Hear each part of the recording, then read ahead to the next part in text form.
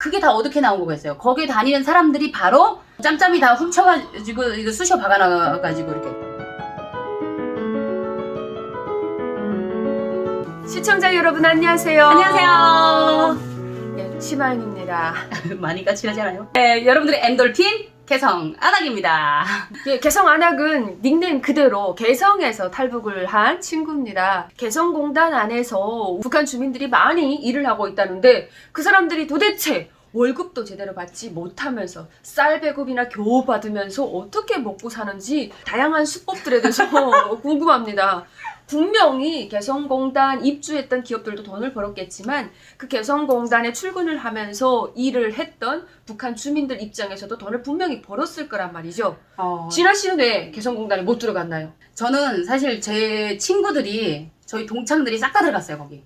많이 들어갔는데 제가 개성공단에 들어가는 순간 우리 아버지는 10분 만에 뛴다고 그랬습니다. 그래서 절대로 나가는 순간에 그냥 걸어다니지 못하게끔 두 다리를 절단해버리 갔다고 해가지고요. 그래서 아 내가 저렇게 되면 안 되겠구나 해가지고 그 말만은 딱 하나 들었던 것 같아요. 예. 아버지가 미리 천리해안의 예지로 진아 씨가 탈북을 할 수 있는 아주 위험한 문제 인물이라는 것을 미리 꿰뚫어 봤다는 거죠.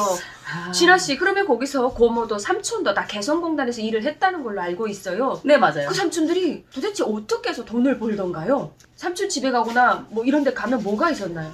저희 고모가 처음에 들어갔던 게 바로 리빙 세트라고 해가지고요. 스댕 그릇이었어요, 그게. 2003년도 가을인지 겨울부터 제가 그걸 기억을 하거든요. 네. 중학교 3학년 때였어요, 네. 제가. 그래서 그때 고모가 들어오는 걸 보고 지금 깜짝 놀래 왜 놀랐습니까? 훔쳐가지고 와가지고요. 뭘 어떻게 훔쳐가지고 왔어요? 그 여자다 보니까 이제 여기 이렇게 해도 되나? 자, 네. 여기하고 엉덩이가 있잖아요. 응. 거기에 이렇게 조그만 식기하고 이제 냄비를 이렇게 껴가지고 왔더라고요. 그래서 그거에 너무 좀 충격을 먹었었고요. 근데 써보니까 중국 걸 우리가 기존에 쓰고 있었거든요. 근데 이제 그런 거는 그을리면은 정말 많이 빨리 이제 녹이 쓴다거나 아니면 그 뭐라 그러지? 염기가 조금 묻으면요. 똑 떨어져가지고 이렇게 팍 피더라고요. 네. 보니까 파철로 된 거더라고요, 다. 근데 이거는 써도 아무 일 없더라고요. 한국 제품이 좋은 거죠. 네, 그때 알았어요. 그래서 사실은 고모가 그렇게 해내오게 되면 이제 그걸 갖다가 주변에서 이제 개성공단 다니는 집들은 싹 다 이제 그 다 통로가 있어요. 그래서 예를 들어서 초코파이를 가지고 나오는 날이라 하게 되면 그 버스 하나씩 이제 맞습니다. 개성공단 관리위원회라고 쓴 그 청색깔 나는 그 하늘 색깔이라고 봐야죠. 그런 버스가 있었는데 그게 내려오게 되면 마대가 엄청나게 커요. 한 200kg 들어가는 그런 마대를 들고 이렇게 하고 기다리고 있는가요? 네. 그래가지고 이제 제품은 제품대로 받는 사람이 있고 근데 그시가 어려운 사람들은 그때 팔고 그렇지 않은 사람들은 집에 가져와서 차곡차곡 쌓아놓거든요. 모아놨다가 네. 파는 그래가지고 이걸 이제 뭐 사리온이라던가 뭐 해주라던가 원산이라던가 이런 데로 이제 다 날라가요. 팔고 쌀 사 먹는 거죠. 네. 이제 그러지 않을 경우에는 쌀은 또 이제 들어오니까 쌀은 저희가 만약에 두 식구면요. 두 식구에 한해가지고 이제 40kg가 들어가요. 그런 식으로 되니까 돈으로 마련해가지고 이게 돈으로 유통을 해버리는 거죠. 아하. 그래서 가전제품을 산다거나 이렇게 해서 좀 기존의 살림보다는 좀 더 윤택하게 그래도 그걸 이제 꾸려가거든요. 브레지어부터 네. 시작해서 그 속옷이 다 라진 지역도 그렇고 많이 뒤쪽으로 써보셨어요? 갔습니다. 썼어요. 아. 그러니까 이거를 그릇 같은 거 고모가 훔쳐내다가 팔겠다는 용도도 있는 거죠. 팔겠다는 게 더 많죠. 사실은요. 돈으로 바꿔서 팔겠다는 거죠. 그럼요. 예. 그래서 쓰는 거보다는 이제 파는 게 굉장히 많았다고 보시면 될 것 같고요.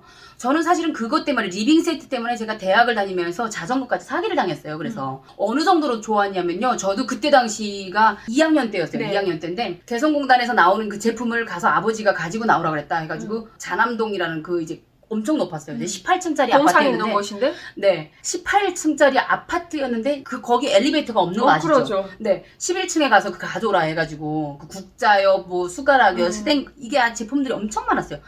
그래서 지금 그게 다 어떻게 나온 거겠어요? 거기에 다니는 사람들이 바로 짬짬이 다 훔쳐가지고 이거 쑤셔 박아놔가지고 이렇게. 근데 그 스탱은요 도둑질해가지고 나와야만 그 사람들은 또 먹고 사는 거고. 자석에 안 붙어요. 그럼 여기 기업들은 도대체 어떻게 돈을 벌으냐고. 아니에요. 그 참 고마웠던 게 뭐냐면 그리고 제가 이제 대학을 다니다가 나와서 양성서를 다녔어요. 예. 그래서 이제 통계 양성서를 다녔는데 회계지요 여기서는. 네.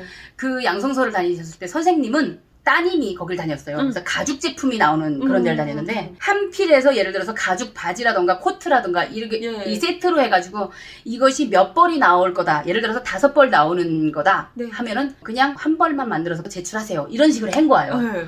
제가 봤을 때는 굉장히 선량한 기업인들께서 그냥 이제 마진 나가고 그다음에 그 손해보지 않는 선과 조금의 이익만 챙기고선 나머지는 너네가 알아서 쓰세요.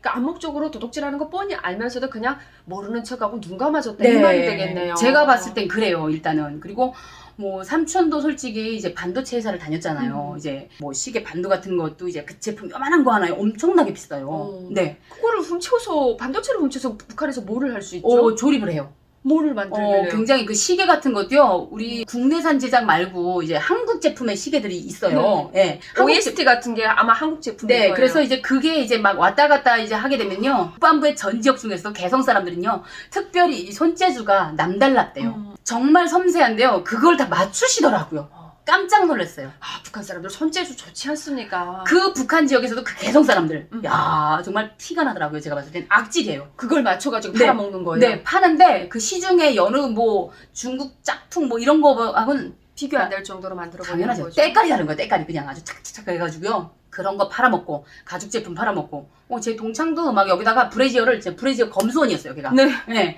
이쁜 애들은 또 다 뽑아가더라고요. 거기서도 북한도요 이거 이뻐야 돼요. 그래서 아니 쌍방울 제품 만들고 아니 뭐지 그런 뭐 속옷 만들고 옷을 만들고 네, 맞아요. 이뻐야 가는 거예요? 검수원이? 네, 이뻐야 돼요. 일단은 이뻐야 되고 왜냐면 한국 사람들은 이제 그 기업의 오너라던가 아니면 기술자들은 다 이제 괜찮은 좀 그래도 이제 괜찮은 사람들로 이렇게 뽑는 거야. 그 중에서도요. 네. 그래서 걔네가 가게 되면 여기다가요 그냥 아주 10대 개씩 차고 나오면 아니 그렇게 차고 나오고 팬티도요 엄청나게 많이 한 3겹, 4겹 입고 나온다고 하더라고요. 3겹 4겹은 그냥 팬티가 얼마나 얇은지 알아요. 진짜 그 여기 그 탁탁한 그 원단이 있잖아요. 너무 그거를 좀 입고 나와가지고 팔아먹는 거죠. 네. 대박입니다. 대박입니다. 대박. 아니 이렇게 많이 훔쳐서 북한 전 지역에 또 유통도 시키고 훔쳐서 살림살이가 조금 보탬이 됐던 개성 지역 그리고 네. 한해도 지역 개성공단으로 출근했던 사람들이 개성공단이 문이 닫히니까 얼마나 살 길이 막막하겠습니까?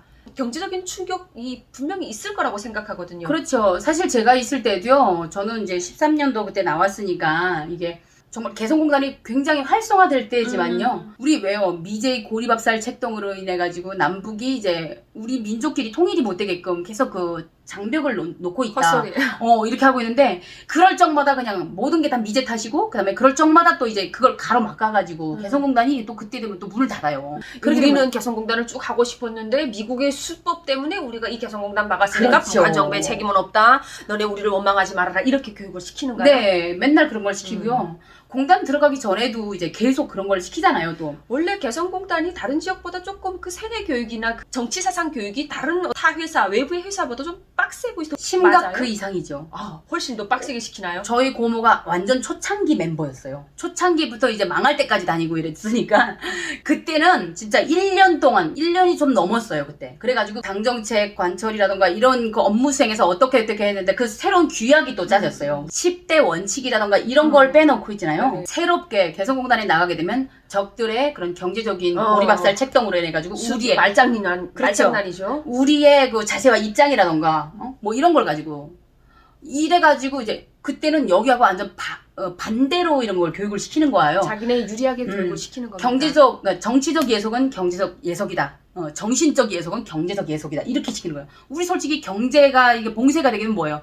그러니까 정신, 정치 이게 다 망하는 거잖아요. 근데 이걸 아주 반대로 하니까 이게 진짠가 해가지고 이 어리숙하기 그지없는 만만한 빈민 계층들은 그걸 다 먹어두는 거죠. 그냥 아주 마음으로 사수를 합니다. 그게. 네네. 그래서 이제 1년 동안 해가지고 합격되는 사람들 차례로 곧 들어가는 거예요. 그러니까 야 누구 돈 많이 먹었대 그러면 우리 빡세잖아요 거기선. 그리고 핸드폰이 없어요 거기 전기가 안 들어오고 그러니까 맨날 뭐예요? 그 책 보고 딸딸딸딸 외우고 야 500문제 그 다 외워야 되잖아요 진짜. 그러니까 개성공단 입주하는 기업에 들어가기 위해서 외워야 될 뭔가 문제집 같은 것들 시험이 있는 거예요? 있어요. 그래가지고 그게 엄청나게 많은데 여기서 무슨 나오는 거 뭐라 그래 그 운전면허 기출문제 이딸 거 아무것도 아니에요. 우리 그거 보고 툭툭 점 찍기잖아요. 아니요? 이거 암성에서 무엇이란 예를 들면 뭐 사람이란 자주성, 창조성, 의식성을 가진 사회적 존재. 이거 틀이 있잖아. 근데 여기서 보게 되면 범주가 넓잖아. 그럴 수도 있고 이럴 수도 있고 저럴 수도 있고. 근데 그게 아닌 거예요. 그게 딱 나와야 되는 거야. 그거를 딱 암기를 해가지고 토시 하나 틀리지 말고 나와야 되는 거지. 우리 수령님은 뭐 한 세대에 두 제국제를 차승하신 이런 거 나와야 되는 거예요. 그 안 나오게 되면 난리가 납니다. 아이고. 그다음에 그 후에 수요가 많아지니까 지금 6개월로 줄어들거든요. 그렇게 해서 줄어든 게 6개월이었어요. 그러면 진아 씨 그거 빼고 제가 또 궁금한 것은 개성공단에서 일을 하면 그 개성공단 사람들에게 어떤 경제적인 혜택 어떤 게 있었습니까? 월급이라던가 이런 거. 중요하죠, 그게 진짜. 개성공단 사람들은 일단은 돈을 받은 적은 단 한 번도 없어요. 그거 대신에 우리 집이 지금 3식구 정도 산다 하게 되면요. 그 3식구에 합당한 우리 한 끼에 얼마큼 먹어요, 밥? 쌀을. 200g? 200g이면 곱하기 3끼 하게 되면 600g. 600g. 자, 3, 6, 18 하게 되면 18인데 반올림 해가지고 20kg 줍니다. 네. 그거는 맞춰주더라고요. 그 20kg에다가 곱하기 3 하게 되면 60kg잖아요. 네. 그 60kg에 한해서 쌀에다가 그다음에 콩기름 어마무시하게 많이 줘요. 네, 콩기름, 그다음에 설탕, 그다음에 초코파이, 라면, 뭐 이런 거. 그냥 돈은 안 주고 그냥 먹는 걸로 때우는 거네요. 네, 맞아요. 결국 돈은 우리 공단이나 우리 이쪽 측에서 남쪽에서 다 지급을 했는데 그 돈은 정권이 가져가고 네. 북한 주민 입장에서는 그냥 시기 주지 않습니까? 북한이 네네네. 먹어야 되니까 먹는 거는 다 지급을 해줬네요. 그때 당시에 저는 이런 얘기를 들었어요. 판문점과 평양을 드나드는 216차. 415에서 216으로 바뀌잖아요. 중앙당 그 번호가. 그래서 216에서 그 외화벌이차들이 전문으로 이제 달러를 나르는, 한 달에 한 번씩 나르는 차 행렬이 굉장히 길다고 들었어요. 그 돈을 개성공단에서 받아가지고. 예. 그런데 제가 요즘에 들은 얘기인데, 그 어떤 사람이 그러더라고요. 개성공단에서는 이미 물자로 주기로 협약을 했다. 돈이 아니라 물자로 줬다. 이런 얘기를 들어가지고. 근데 이게 주장이 다 엇갈리더라고요. 엄연하게. 개성공단에 그 들어갔던 입점을 했던 그 모든 이제 대한민국의 기업들은 돈으로 이제 달러로 그걸 환산을 해줬다는 거예요. 그 사람들도 개성공단을 하루빨리 재개하기 위해서 이렇게 노력을 하는지 제가 아는 이유가 베트남이나 이런 데 사람들보다 인건비가 쌌다는 거예요. 맞아. 인건비 싸죠. 네, 북한 사람들에게 주는 인건비는 그것보다도 쌌다는 거예요. 우리 여기 와서 보게 되면 대한민국이 넘버원이잖아요. 그 다음에 뭐 중국, 베트남 뭐 이런 사람들을 비롯해가지고 동남아권보다도 훨씬 싼 임금을 지급을 했는데 5만 명에게. 자, 이렇게 봤을 때 그러면 누구에게 이득인 거예요? 이 사람들도 이득. 쌍방이 다 이득이라고 볼 수 있어요. 제가 봤을 때는. 그런데 지급을 했다는데 그다음에 또 이제 이쪽에는 지급을 했다는데 또 한쪽의 무리들은 이러한 북한 주민들의 증언을 듣고 그때는 물자로 주기로 다 사인을 했다. 협약을 맺었다. 이런 식으로 또 나오는 거예요. 도대체 어떻게 금액을 지불했는지는 모른다라는 거네요. 그렇죠. 그래가지고 이러한 주장들이 엇갈리고 있는데 이거에 대해서는 정말 저도 정말 이러한 부분에서는 정말 아리까리합니다. 여기다 돈으로 줬는지 네. 아니면 물자로 주기로 했는지 그것은 다른 어떤 그렇죠. 찾아보면 되겠네요. 그렇죠. 저도 한번 찾아보겠습니다. 네. 개성공단에 대한 궁금증 개성에서 원친아 씨를 통해서 개성공단에서 일했던 고모와 삼촌의 이야기를 통해서 조금 오늘 아주 조금만 파보는 시간을 가졌습니다. 여러분 시청해 주셔서 감사합니다. 감사합니다.